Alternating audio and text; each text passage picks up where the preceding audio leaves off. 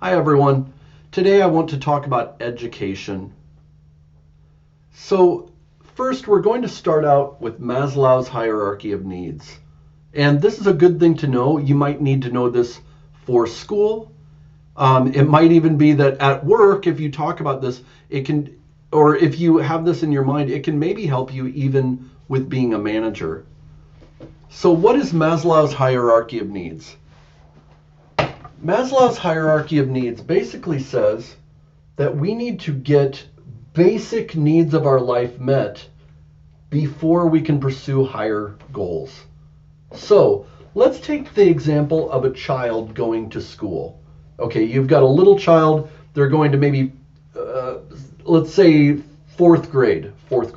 So what would they be, like maybe 9 years old, something like that, 10 years old, somewhere around there. I don't have kids, so they might be around 10 years old. They're in school, and the teacher notices they're never paying attention in school, or they're falling asleep, or they always seem nervous. Then they learn more about their family life. Maybe those children come from a very poor home where the parents are both working and they don't have enough food at home. So they're coming to school hungry, or they're just coming to school nervous. Maybe their parents lost their home and the children don't know what's going to happen in their future. This is where Maslow's hierarchy of needs comes in. Before we can educate students, which is up here at self-actualization, creative pursuits, achieving your potential.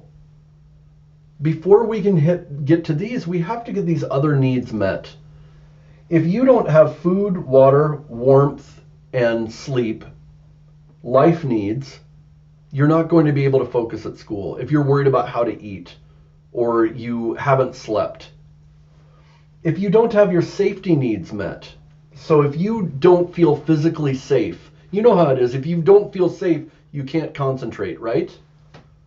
If you don't have a secure home, if you just don't know for sure where you're going to be next, you don't have home, physical, or psychological security, you're going to have trouble paying attention in school. What about belonging and love? What if there's no one at home that cares about you? No one cares about you. And you don't know who your friends are. You have trouble concentrating or thinking about these higher things because you're trying to meet those belonging and love needs. What about esteem needs? The need to feel like you have value, that you are able to accomplish things, that you have, that you're worth something, that if I try something, I can accomplish it. These are esteem needs. If you don't have that, it's hard to concentrate on school, right? But let's say you make sure a child is fed and that they have a secure home situation. You help their parents out. Now they're more secure. Every day they know what's going to happen. Then at school, they start to make friends. The teacher shows them that they care. When they go to school, they feel safe. And then they start accomplishing at school. They start doing well. They start, the teacher helps them to achieve. They are part of a team or a group, and they start doing well at that. Well, now they're getting these basic needs and psychological needs met, at least to some extent. Now they can concentrate on school, right? They can concentrate on school because they have these needs met. So let's expand from this and talk about generations. And we'll talk also about entrepreneurship. So we're at 4 minutes. It's probably going to be another 4 minutes. So if you just wanted to learn about Maslow's hierarchy, you can drop off here. Let's talk about generations. Some of my students, their grandparents' generation was a time of major upheaval. Maybe they were in China and there was the Chinese Revolution and everything changed. People were having trouble with food. They were having trouble with food before, but now everything's changed and they're insecure, right? But those grandparents really fought to make something of their life. They fought to raise this person's parents, right? And then as the parents grow up, the country's doing better. There's more opportunity, but still there's a lot of economic insecurity. What would those parents want? They want a secure job where they have an income and they know that they can feed their children. Here we are at these life and safety needs, right?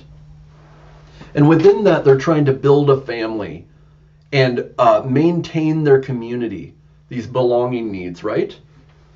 Well, they sacrificed. I know in Korea people did this, in China, and I'm going to talk about the U.S. a little bit too. The young people now, their parents really sacrificed for them, or maybe their grandparents really sacrificed for them, and now they have a great education, world-class education, where they can start to think about becoming engineers and things like this. Well, education to the parents who grew up not knowing that education, they didn't have that education. All they knew is that their children needed a piece of paper to show that they passed a grade and give it to their job so that the job would pay them well, right? They didn't think about, until you know what it is to be educated, you don't know what education brings. So the young people see more opportunity. Their education has given them skills. I know how to think about running a business now. I have the skills to be an engineer. I don't just have to work in this country. I could work in another country. Now the parents are confused. Why wouldn't you just get a secure job and live a secure life? Why? Because the children have grown up in this. They have grown up getting their basic needs met. They've had their psychological needs met. And they have education. They believe that they can do things. And now they want self-actualization. They want to use these skills to do new and creative things. But the parents don't necessarily understand that, right?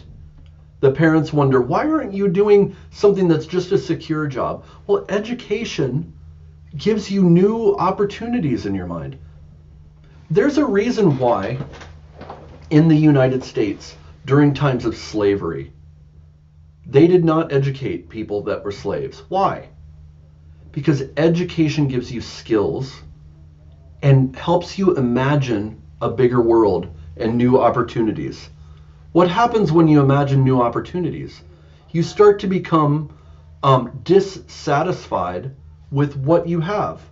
If you are a slave or you are an oppressed person, you look around and you see these people have all of this and I only have this. You start to become upset with this, right? So education actually can cause some problems, even though it's giving you the skills to do greater things. Let's give another example. In the United States, there was a depression back in the 1920s, 1930s.